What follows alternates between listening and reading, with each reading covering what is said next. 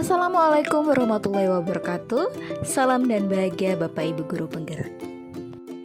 Perkenalkan, saya Rizky Puspitasari, calon guru penggerak Angkatan 9 SMP Negeri 2 Sambas.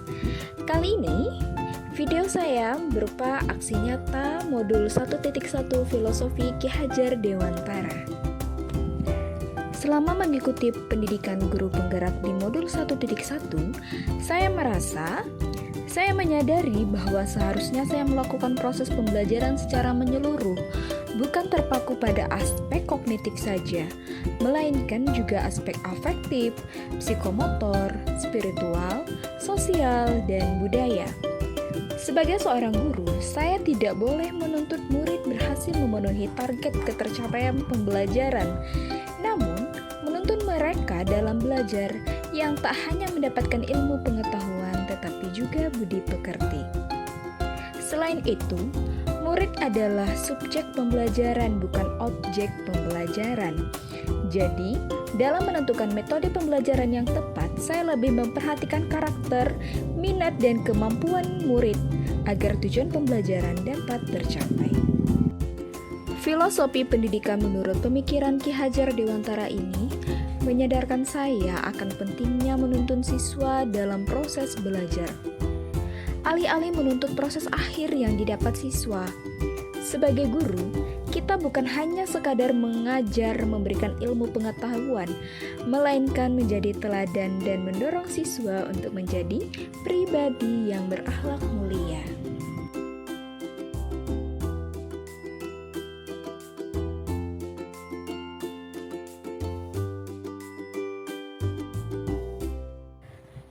Perasaan yang saya rasakan selama melakukan perubahan di kelas, yaitu banyak belajar tentang filosofi pemikiran Ki Hajar Dewantara. Saya juga melakukan perbaikan terhadap cara mengajar saya yang sebelumnya saya rasa masih banyak kekurangan. Dan saya menyadari bahwa setiap anak bukan kertas kosong, melainkan mereka sudah memiliki kodratnya masing-masing.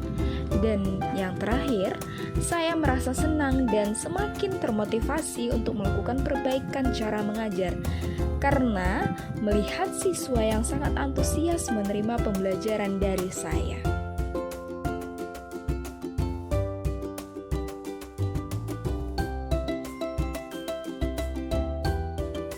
Ide atau gagasan yang timbul selama melakukan proses perubahan, saya ingin mengubah sistem pembelajaran yang tadinya berpusat kepada guru menjadi pembelajaran yang berpusat kepada murid.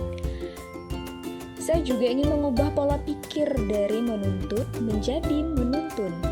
Dan saya ingin lebih mengutamakan penilaian proses dibanding penilaian akhir semata.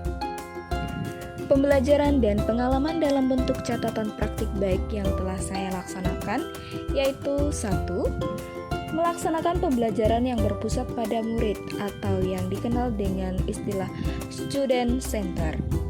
2. Menuntun anak agar menjadi pembelajar yang memiliki karakter baik melalui kebiasaan positif setiap hari. Dan yang ketiga, menerapkan nilai-nilai kolaboratif, mandiri, dan bernalar kritis, serta kreatif.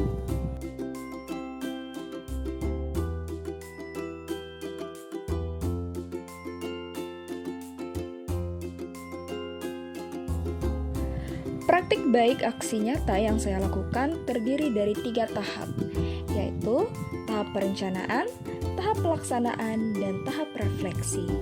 Di tahap perencanaan ini, pertama yang saya lakukan adalah dengan melakukan diskusi teman sejawat, dan yang kedua, menyiapkan media pembelajaran dan perangkat pembelajaran. Tahap yang kedua yaitu tahap pelaksanaan. Di tahap pelaksanaan ini, saya mulai dengan berdoa bersama dengan para siswa sebelum memulai pelajaran. Hal ini saya lakukan untuk menanamkan jiwa religius kepada para peserta didik. Selanjutnya, saya dan para siswa melakukan rutin bersama agar mereka siap dan semangat ketika mengikuti pelajaran. Tak lupa pula, saya memeriksa kehadiran siswa, kemudian melakukan apersepsi, yakni dengan memberikan beberapa pertanyaan pemantik untuk mengingatkan siswa terhadap materi sebelumnya dan mengaitkannya dengan materi yang akan dibahas hari ini. Kemudian, saya menyampaikan tujuan pembelajaran. Nah, setelah menyampaikan tujuan pembelajaran, saya membagi siswa ke dalam beberapa kelompok diskusi. Setelah mereka duduk bersama anggota kelompok masing-masing, saya mendemonstrasikan beberapa puisi rakyat dengan jenis yang berbeda menggunakan media audio visual. Kemudian, siswa menganalisis setiap puisi rakyat tersebut dengan berdiskusi bersama kelompok mereka. Hasil diskusi tersebut mereka tuangkan ke dalam lembar presentasi yang sesuai dengan keinginan dan kreativitas masing-masing kelompok. Setelah itu, tiap-tiap kelompok tampil di depan untuk melakukan presentasi dan dikritisi oleh kelompok lain.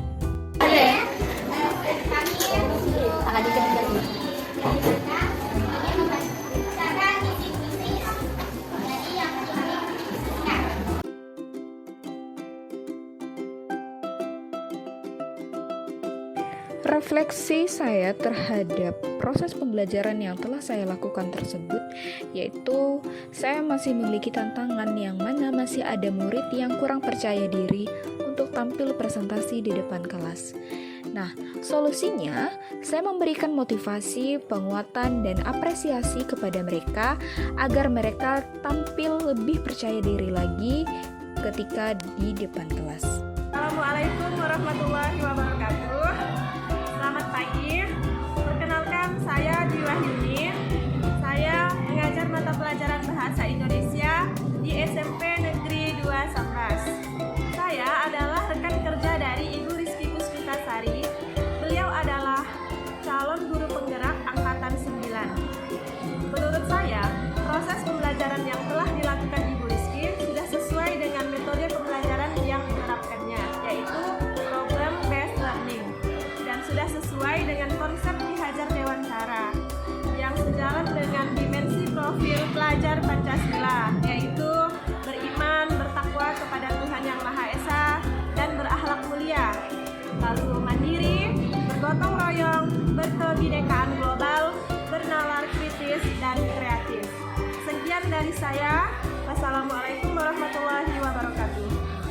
Halo semuanya, perkenalkan nama saya Karin Saputri. Saya siswi dari SMP 2 Sambas. Saya sangat senang saat belajar dengan Bu Rizky karena metode belajar yang diajarkan oleh Bu Rizky sangat menarik dan unik. Pada saat pembelajaran bahasa Indonesia, saya lebih aktif, semangat, dan lebih antusias untuk belajar bahasa Indonesia. Sekian dari saya. Terima kasih telah menyimak video ini. Semangat belajar sampai sepanjang hayat. Demikian yang dapat saya sampaikan pada aksi nyata modul 1.1. Salam dan bahagia selalu Bapak Ibu pejuang pendidikan. Akhir kata, billahi taufiq wal hidayah. Wassalamualaikum warahmatullahi wabarakatuh. Terima kasih.